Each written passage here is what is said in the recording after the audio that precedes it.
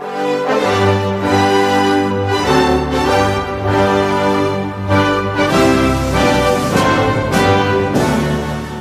saya Feby, sekarang umur 25, harusnya 25 terus. Age, literally age. Ya, lagi sekolah di SNU, jurusan Sastra Modern Korea, Sastra Korea Modern.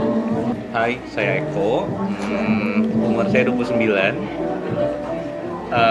Saya juga sekolah di SNU, ambil energi policy. Nama Shera, sekolah di SNU, jurusannya Engineering, Civil and Environmental Engineering. Umur 25 sih. Halo, nama saya Vicky, umur 25 tahun. Saya sekolah di Kyunghee University, jurusan Tourism Management.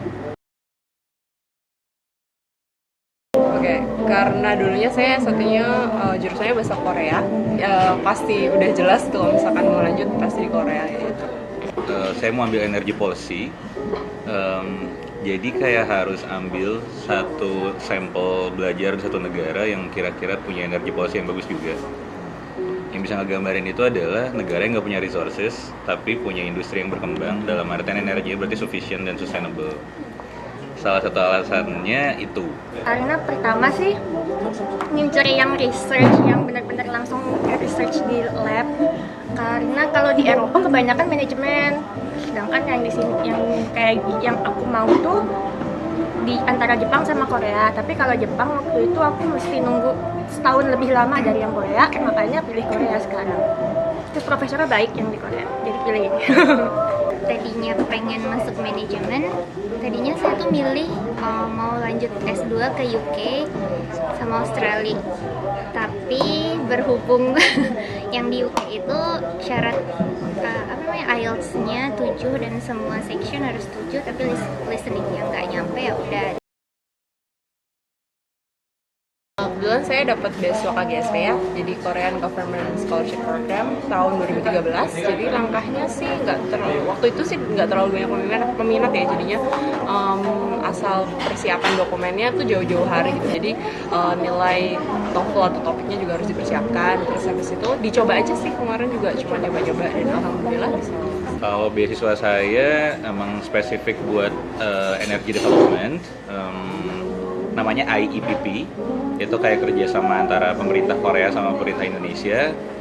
Waktu itu informasinya dapat dari embassy, terus kayak dikasih tahu dari kantor, terus apply masukin berkas sekitar 6 bulanan, dan bener juga yang penting semua berkasnya masuk, semua syarat-syaratnya dipenuhin dan memenuhi syarat, dan setelah itu ikutin semua proses seleksinya dan ya, akhirnya nyangkut lagi di sini. Sering cari-cari sendiri sih, pertama cari-cari di Google gitu, beasiswa apa aja yang memungkinkan apa aja. Terus oh ya, saya sendiri kan beasiswa LPDP, Vicky juga beasiswa LPDP. Jadi paling pas kita tahu ada beasiswa ini, terus cari tahu lah infonya gimana dan cara daftarnya gimana, terus lengkapin syarat-syaratnya, ya udah ikutin prosesnya aja dan banyak doa, udah gitu. Waduh, tough mungkin ya. Rumput tetangga kan selalu lebih hijau ya. Overall experience-nya bisa dibagi jadi dua, yang akademis sama non akademis. Yang akademis jujur seperti kata Feby emang berat banget, dalam artian load tugas dan exam segala macamnya itu luar biasa. Wah lah. Alasan itu juga yang kemudian bikin kehidupan non akademisnya jadi sangat limited. Kalau aku pribadi ngerasa kayak bahkan untuk keluar daerah gua anak ini aja tuh bisa dihitung jari dalam sebulan gitu. Yang paling disuka adalah disiplinnya orang sini ya, maksudnya sangat on time, dan bahkan kayak semua sistemnya tuh dirancang memang sudah harus on track gitu. Tek itu udah jelas. Seru sih, cuman nggak selalu seru. Pas awal merasa berat banget sih, karena di sini orang jarang mau pakai bahasa Inggris, dan kemampuan bahasa Korea saya dulu bisa sih, cuman kayak sekedar untuk daily conversation yang simple aja. Karena saya harus nge-lab Senin sampai Jumat 9 sampai jam 9, dari pagi 9 pagi sampai 9 malam, dan itu kayak mengekang banget sih, kayak Sabtu Minggu mau dipakai jalan-jalan juga capek. tahu sendiri orang Korea itu kan dia monoculture ya, maksudnya dia satu ras. Mereka itu jarang ngelihat orang yang pakai kerudung. Bahkan ada pernah waktu itu pengalaman ajushi, itu kayak old man gitu di sini yang ngeliatin dari atas sampai bawah sampai ngelilingin saya. Dulunya waktu saya pertama kali datang sampai beberapa waktu yang lalu tuh orang masih sering melihat saya dari atas sampai bawah dan berpikir apa yang saya pakai sekarang gitu, kayak kamu siapa gitu, like, seperti alien. Dan makanya bahkan KTP-nya sih namanya alien registration card, jadi benar-benar kita kayak alien gitu di sini. Emang sih tadi aku bilang orang sini mau ngantri, cuman Ajuma tuh nggak pernah mau ngantri. Antrian gini, mereka ngantri di tengah dong.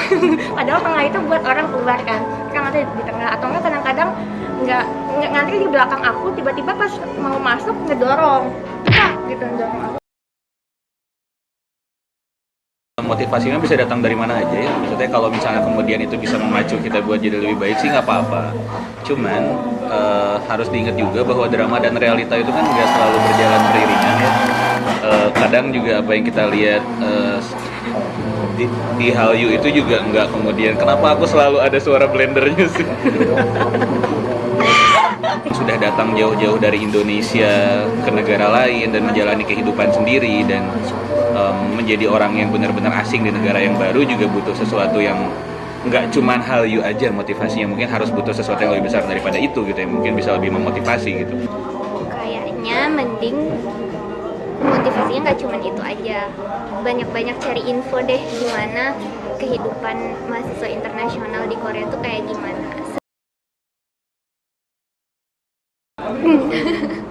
Apa ya, itu kadang kita ketawa sendiri aja gitu. Maksudnya selama saya 3 tahun di sini tuh nggak pernah kayak yang tiba-tiba ketemu ada lagi syuting apa, atau tiba-tiba ketemu ada si artis siapa belanja apa, itu jarang banget, nggak pernah sama sekali malah. Mungkin yang ada di pikiran mereka ketika kamu menjadi mahasiswa internasional di Korea itu gampang banget buat kayak jalan di trotoar itu bisa langsung ketemu artis kayak gitu, tapi semuanya itu nggak kayak gitu kan. Aku pernah beberapa kali tiba-tiba nyasar di Gangnam misalnya, atau misalnya ke daerah-daerah Seoul misalnya, terus tiba-tiba ketemu ada yang lagi syuting, atau misalnya ada yang lagi syuting drama atau syuting MV gitu, tapi karena aku nggak tahu itu siapa ya gitu, karena mungkin jumlah seleb di sini juga lumayan banyak banget, jadi kayak aku juga nggak tahu itu siapa, jadi mungkin ketemu iya, tapi aku nggak tahu itu siapa, dan mungkin bukan orang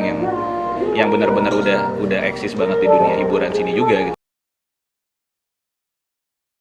Sejujurnya sampai sekarang saya punya Korean family. Jadi dulu waktu di Gwangju saya pernah bertemu sama satu keluarga yang deket gitu ya, karena kita sering main ke rumah beliau dan emang satu kayak bapak dan ibu gitu. Dan sampai sekarang pun walaupun saya sudah pindah ke Seoul pun mereka berdua itu masih sering kontak, dan kalau misalkan saya ke Gwangju, ke kota Gwangju itu selalu ya udah tidur di sini aja.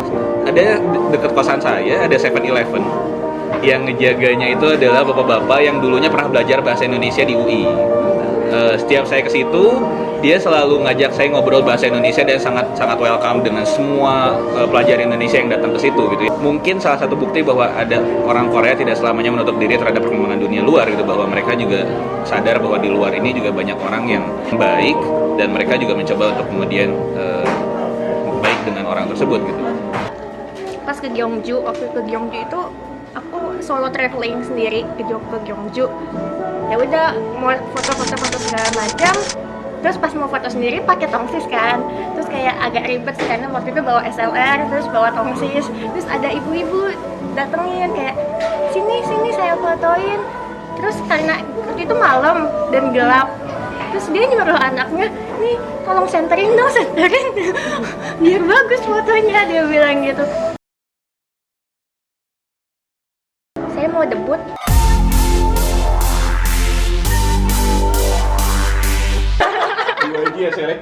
Kalau saya, karena emang program beasiswa saya mengharuskan saya pulang, jadi saya pasti pulang dan ingin membangun Indonesia.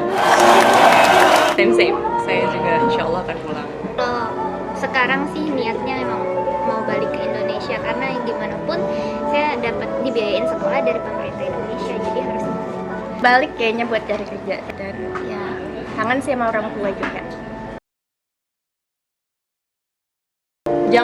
buat mencoba ya. Jadi saya banyak mendapatkan pertanyaan gitu, gimana sih Kak caranya mendapatkan beasiswa? Saya takut nih gitu, maksudnya nilai saya nggak bagus atau bahasa Inggris saya nggak bagus. Tapi karena kamu belum mencoba gitu, kalau misalkan kamu belum mencoba gimana kamu tahu kamu bisa apa enggaknya. Yang kedua adalah harus mempersiapkan dokumen itu jauh-jauh hari, kayak bikin timeline lah gitu. Jadi 1 tahun sebelumnya atau setengah tahun sebelumnya gitu, bikin timeline. Oh bulan ini saya mau tes IELTS atau tes topik atau tes apapun, bulan ini saya harus ambil ini, bulan ini saya harus, jadi harus dipersiapkan matang-matang dan berusaha berdoa dan serahkan semuanya pada Dia yang di atas.